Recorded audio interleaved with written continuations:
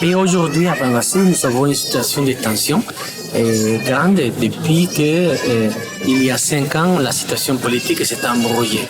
Alors, cette situation politique a créé qu'il y ait une espèce de fossé entre musulmans et non-musulmans.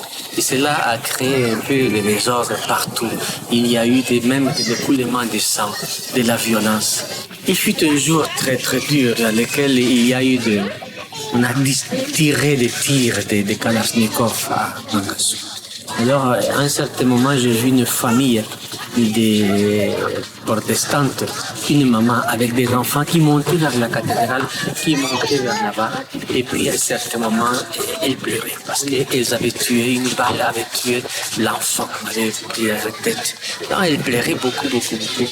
Alors, je les ai accueillis sur la véranda de la cathédrale. Et quand, tout petit après, il y a une autre famille, des musulmans, parce qu'elle venait, la maman voilée, avec les enfants, elle venait aussi vers la cathédrale. Je les ai mis aussi à côté de la véranda. Et toutes les deux mamans pleuraient. La deuxième aussi, elle avait perdu son fils. Alors, à un certain moment, je me suis aperçu que les deux mamans, protestantes et musulmanes, pleuraient pour la même raison. Les deux mamans pleuraient pour la mort d'un fils. Les deux mamans étaient vraiment cassées à l'intérieur par la souffrance. Et je me suis aperçu que les deux mamans avaient les larmes qui coulaient des yeux et toutes les larmes étaient de la même couleur.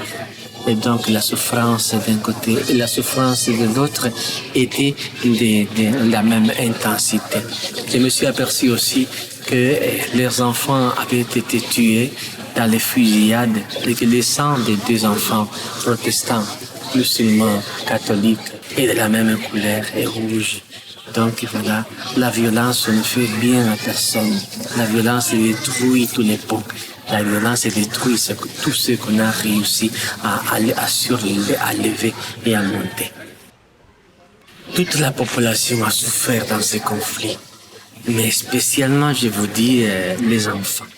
Les enfants de toutes sortes, de toutes religions. Les enfants, quand ils écoutent les bombes, les obus tombés, les bruits des armes, les enfants ont peur. De quelle que soit leur nationalité, leur religion, leur expérience est toujours traumatique. Ils souffrent beaucoup.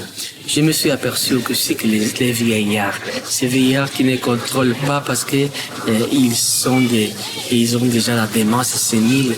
Quand ils écoutent les bombes qui explosent, ils sont pris par une panique incontrôlée.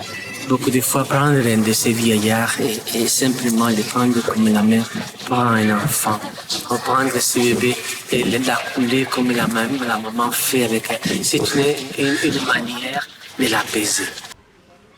Maintenant, nous sommes dans un moment creux de violence et d'insécurité. Demain, ça sera différent. Demain, ça va changer. Ne perdons jamais l'espoir. Ne perdons l'espoir. Et quand on perd l'espoir, qu'est-ce que ça reste? Reste l'espoir de récupérer encore l'espoir. Donc l'espoir que demain sera mieux qu'aujourd'hui. Je l'espère, surtout pas pour moi, et surtout pour les pauvres gens qui vivent avec moi, pour les communautés de Bangassou, musulmanes, protestantes, catholiques, pour toutes les communautés qui aspirent à vivre avec le développement, avec les bonheurs de l'avenir. Pour ceux, je demande la paix, et je souhaite la paix.